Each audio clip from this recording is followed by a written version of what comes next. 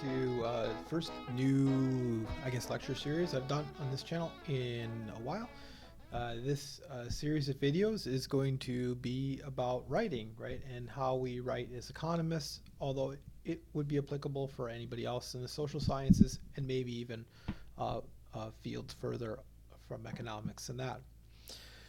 We're going to focus primarily on writing a literature review in the series of lectures. Because that is really the heart and foundation of good research, right? And so in this first lecture, we're just going to really be talking a little bit about a couple things. To get started, in this lecture, we're going to cover these items. What is a literature review? And of course, what it is not as well. Right? We're going to be talking about the craft of reviewing literature. It's something we practice with time and we get better at only by doing it, right? It's like any other craft. And then finally, what is sort of the mindset that we should really bring to doing the literature review? Now, this may seem a trivial matter, but let me assure you that it is of primary importance, that we bring to our work the right frame of mind, and as well as a philosophical openness. All right, so what is a literature review? A literature review will include the following: an evaluation, analysis, and most importantly, the synthesis of the existing state of knowledge relevant to the research problem in question.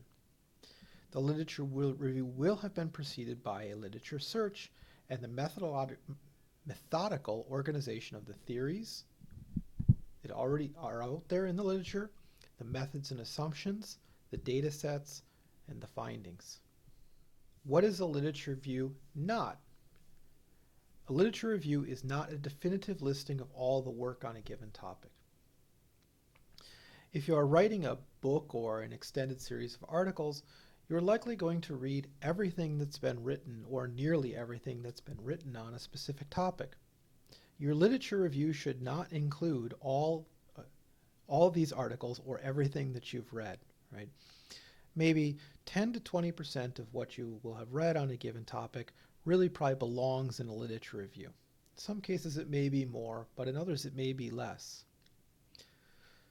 A literature review is not a series of paper summaries. Your literature review should not say, person A said this, person B said this, person C said this, person D said this, and so on and so forth. A literature review is not simply a chronology of research. First came this, then came this, then came this. A literature review is none of these things.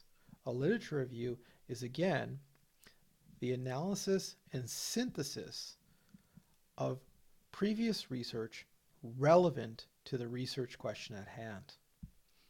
Moving on to the second part of our lecture, the craft of reviewing literature. Learning to review the literature and organizing the existing state of knowledge is an important part of learning how to do research. Indeed, really, it is the foundation of learning how to do research. Anybody can do it. You don't need to be an academic. You don't need to be previously an expert in the field. Anybody can do good research. The craft of constructing a literature review, again, the foundation of good research, helps us to better open our mind to new ideas and approaches, organize our research, integrate findings across different methods and approaches, and develop novel and effective research questions. Again, all of which are the foundations of good research. Like any craft, research and the construction of a literature review is something that we'll improve upon with practice. It's likely that the first literature review you write will not be your best. Over time, you will develop your own methods and strategies that will help you to become more effective at organizing ideas, synthesizing those ideas across a wide variety of authors, and constructing an effective and concise literature review. Now, to begin with, we must recognize that we do not already know the answers. And this is maybe the first and most important mistake that many folks get themselves into when doing research.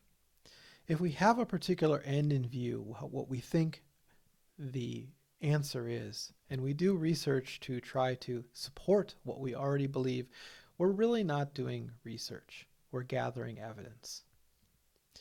When we're doing research, we of course value the work that we're doing. We value the questions that we're asking. Otherwise, we wouldn't bother doing the research. But if we approach our research as though we already know the answers to the question that we're researching, we're really not doing ourselves, or for that matter, anybody else, any good.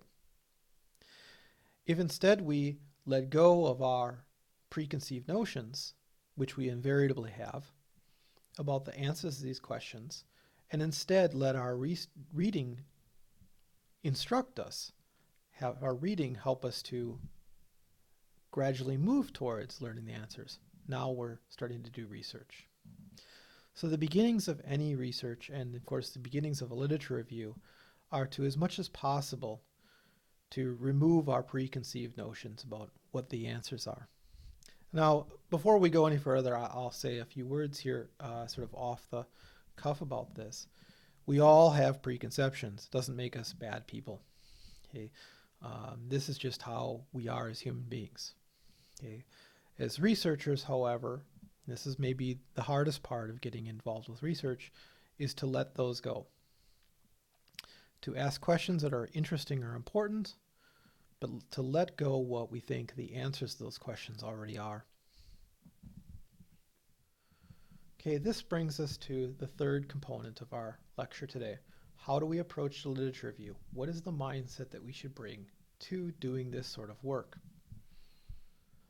First off, as I've been saying, we are not, over there, we are not digging for evidence.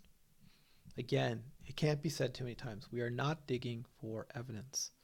We are attempting to educate ourselves, and in doing so, to help in or assist in the education of others who may follow in our footsteps with this research or may wish to just learn from the work that we've done.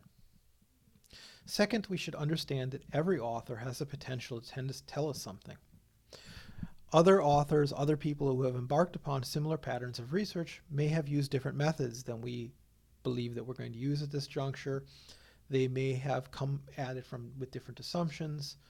They may have used different sources. Maybe better sources are available today than they were whenever this author wrote. But we should recognize that every author has the potential to tell us something. Okay. Additionally, we should recognize that alternative methodologies can offer useful insights into our work. Okay. If we're doing a qualitative study, that does not necessarily mean that quantitative work will not inform our own work. And the reverse is also true.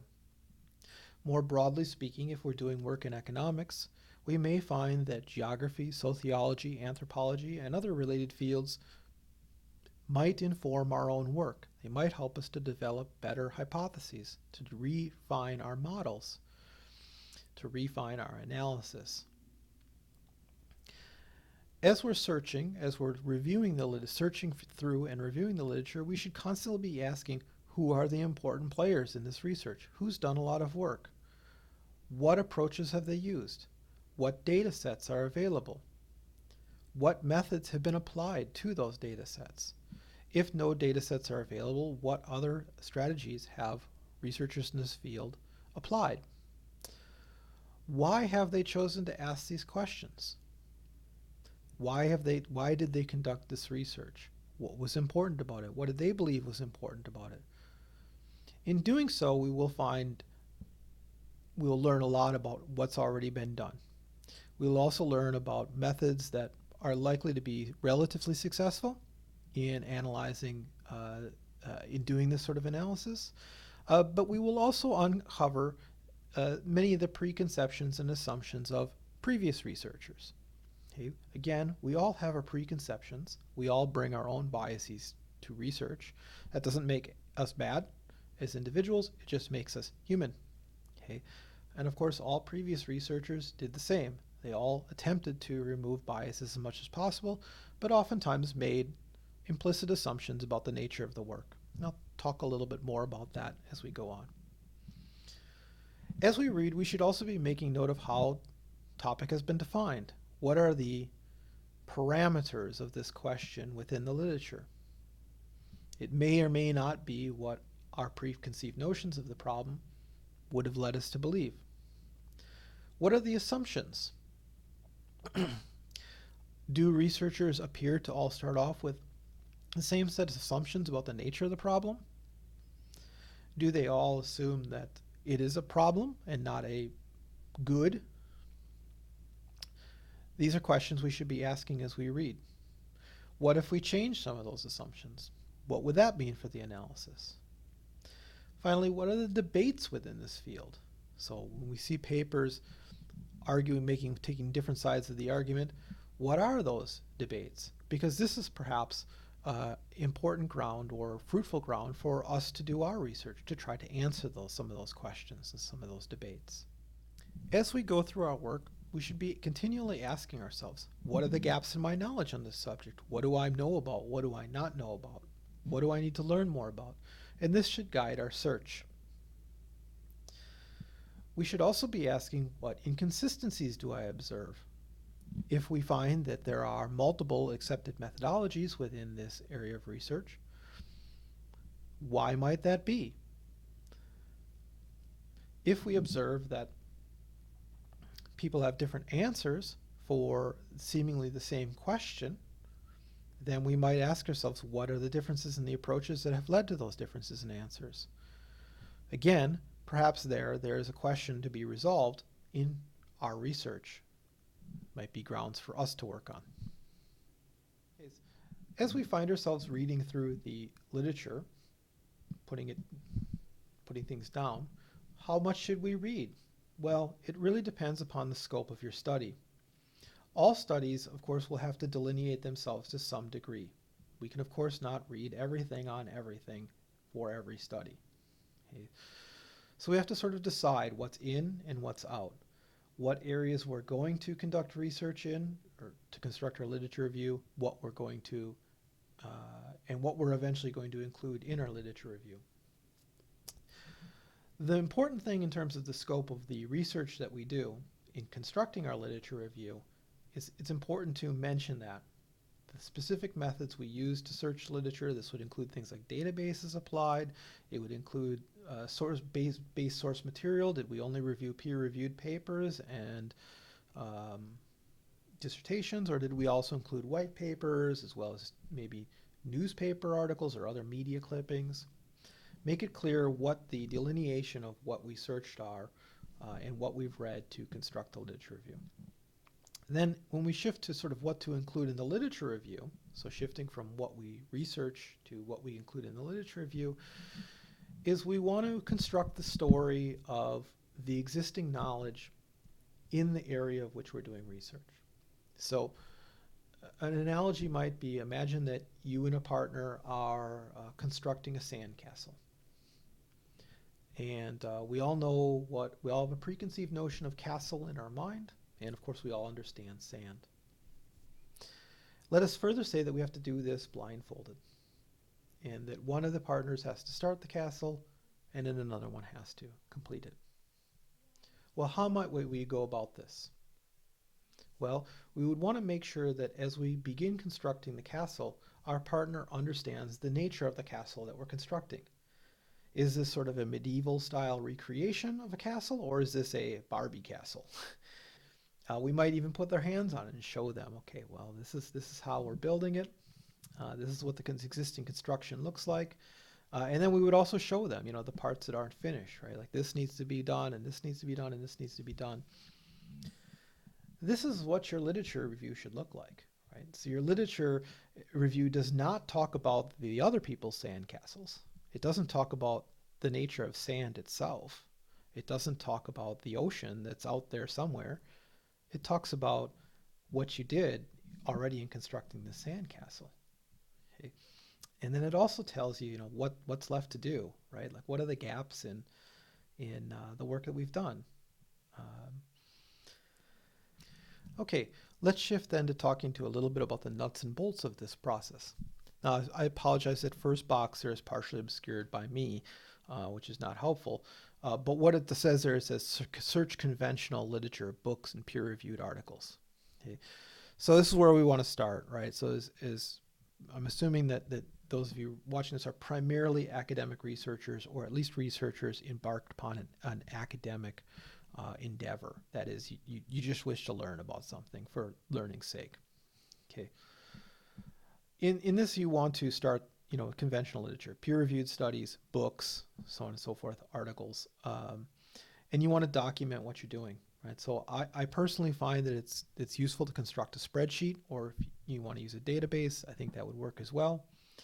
And you want to start writing down author, title, and maybe a sentence or two to help you remember what occurred in that article and where it may be useful in your own research.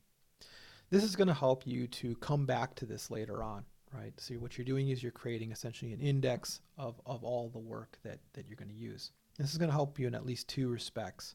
First of all, eventually it's going to come time to write either a works cited or a bibliography of your work, for your work, excuse me. And you'll have it ready to go basically here if you go ahead and you do this as you work.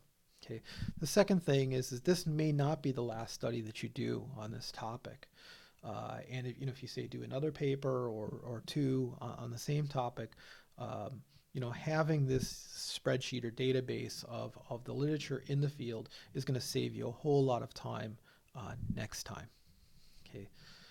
Now, as you're searching through the conventional literature, you want to be iterative in your search terms, right? So you're going to start off very broad, and then upon reviewing that early literature, you're going to refine those search terms. What are the key terms in those articles you're reading?